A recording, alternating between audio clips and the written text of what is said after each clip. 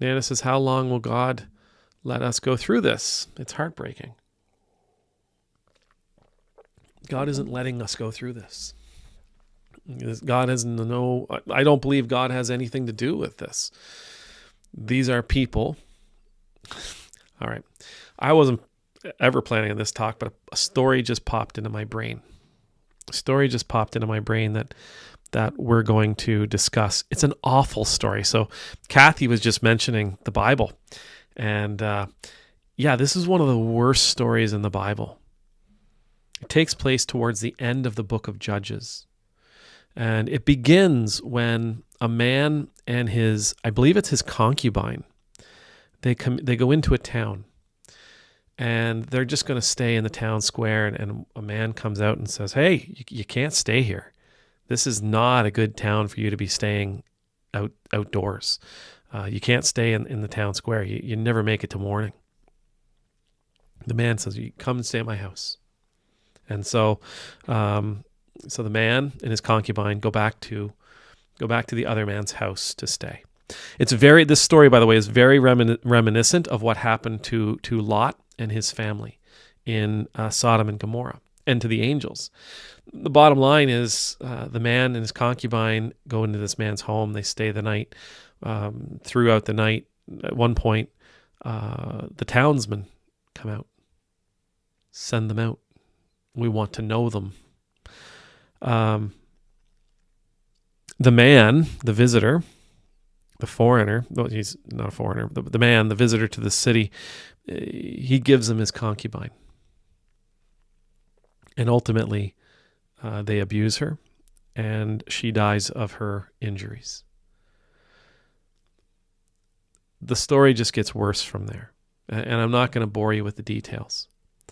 But the story gets worse from there, and eventually it leads to the rest of Israel going to war with this particular part of Israel. They decimate them. Not even decimate. They wipe them out. They absolutely wipe them out. And they feel horrible for it. And they end up thinking, well, to make it up for it, we're going to steal people from another one of our tribes, from another one of our family. And we'll go and we'll kidnap some of their women. We'll bring them here and everything will be great. We'll make up for it. Now, this story kind of happens, in my reading of it, this story happens not because God says, now go forth and kill your brothers. It's because nobody goes to talk to God. With everybody facing the fear and anxiety that's being felt right now over whether it's cuts to Social Security or Medicaid or Medicare or whatever. It's not happening because God is letting it happen. And it's not happening because God is making it happen. It's happening because people in power have forgotten that their responsibility is to take care of their constituents. They've forgotten that their responsibility as leaders, elected officials, or unelected officials, guys who immigrated from South Africa through Canada and made billions and hundreds of billions of dollars and was appointed to this position as a helper to the president. Whoever they happen to be, these people who hold on to the reins of power have absolutely forgotten what it is that God expects of leaders. That they take care of their people. That's why this is happening. This isn't happening again. This isn't happening because God is making it happen. It is not happening because God is letting it happen. It is because those in power have forgotten their responsibilities to the people. They've forgotten God's lessons about their obligations as leaders. They've forgotten God's lessons when it comes to taking care of those they are supposed to serve. That's why this is happening. Now, again, if I come back to Rabbi Kushner, something really bad is happening. What should we do? We should be there for one another.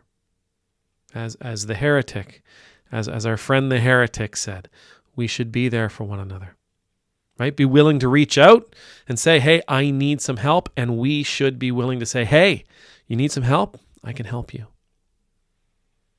As Bonhoeffer says, when the wheels of government roll over somebody, the church's responsibility is to tend to their wounds, to tend to the injuries of the people who are run over by the wheels of government. And when the time comes, we are to be the spokes in the wheels of government. God isn't making this happen, and God isn't letting this happen. God is going to count on you and I to be there for the people this is happening to, and God is going to put people in your presence, so long as they remember their job, their responsibility, who will be there for you and with you. But this is happening because leaders, elected or not, are choosing to ignore God's clear commands that authorities, people in power, rulers, their job is to take care of their constituents. Their job is to take care of the people of the nation, the people of the country, the people they are to serve. Amen.